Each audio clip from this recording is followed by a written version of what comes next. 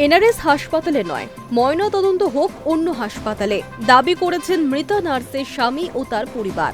পরিবারের দাবি মেনে কলকাতা মেডিকেল কলেজের ফরেনসিক বিভাগের প্রধানের নেতৃত্বে ময়নাতদন্ত হবে।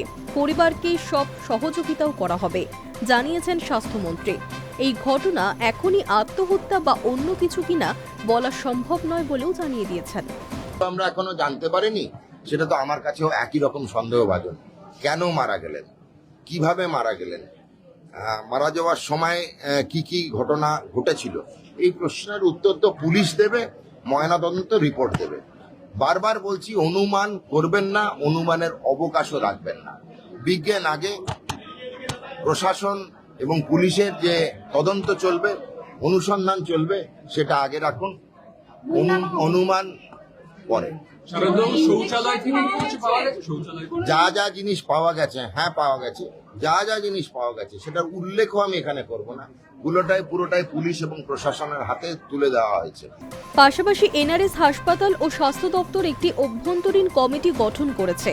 নীলরতন হাসপাতালের ফরেনসিক বিভাগের প্রধান, এমএসভিপি, নার্সিং সুপারিনটেন্ডেন্ট, ক্লিনিক বিভাগ সহ কয়েকটি বিভাগের প্রধানদের নিয়ে তদন্ত কমিটি গঠন করা হয়েছে। আগামী 7 দিনের মধ্যেই রিপোর্ট দেবে এই কমিটি। ঘটনার খবর পেয়ে বৃহস্পতিবার সকালে হাসপাতালে যান স্বাস্থ্যমন্ত্রী শারদ মুখোপাধ্যায়। কথা বলেন হাসপাতাল কর্তৃপক্ষের সঙ্গে। সাংবাদিকদের মুখোমুখি হয়ে তিনি জানান, পরিবার চাইছে কলকাতা মেডিকেলে ময়নাতদন্ত হোক। সেই মোতাবেক কলকাতা মেডিকেল কলেজের ফরেনসিক বিভাগের প্রধানের নেতৃত্বেই ময়নাতদন্ত হবে। পরিবারকে সমস্ত সাহায্য করা হবে। তিনি বলেন, পুলিশ ও স্বাস্থ্য দপ্তরের কাছে মৃতের স্বামী রাহুল দাসের আবেদন ছিল ময়নাতদন্ত হোক কলকাতা মেডিকেলে। কিভাবে কেন মারা গেলেন নার্স তা নিয়ে কোনো অনুমান করতে নারাজ স্বাস্থ্যমন্ত্রী। তিনি বলেন, বিজ্ঞানে কোনো অনুমানের কোনো জায়গা নেই, রিপোর্ট আসলেই জানা যাবে মৃত্যুর কারণ। তিনি আরও বলেন, স্বাস্থ্য পরিবার আমাদের পরিবার, মন ভারাক্রান্ত, আমাদের মেয়ে মারা গিয়েছেন, পুলিশ ঘটনা তদন্ত করুক। মুখ্যমন্ত্রীর নির্দেশে মৃতের স্বামীর সঙ্গে দেখা করব।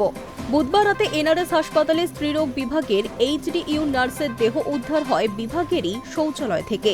রাত 8টার সময় ডিউটিতে যোগ দিয়েছিলেন ওই নার্স। 9টা নাগাদ রোগীকে পরিষেবা দেওয়ার পর শৌচালয়ে যান। তারপর বেশ কিছুক্ষণ হয়ে গেলেও তিনি আসেননি। এক জুনিয়র চিকিৎসক নার্সের খোঁজ করেন, না পেয়ে শৌচালয়ের দিকে যান তারা। ডাকাডাকির পরও কোনো সাড়া না মেলায় গ্রুপ ডি স্টাফদের ডেকে শৌচালয়ের গেট ভাঙা হয়। অবচেতন অবস্থায় নার্সকে উদ্ধার করা হয়। চিকিৎসকেরা তাকে তুলে এনে বাঁচানোর চেষ্টা করেন, কিন্তু শেষ রক্ষা হয়নি। কিভাবে মৃত্যু তা নিয়ে ধোঁয়াশা। স্বাস্থ্যমন্ত্রী জানিয়েছেন, শৌচালয় থেকে কিছু জিনিস উদ্ধার হয়েছে, তা আমি সবার সামনে বলবো না।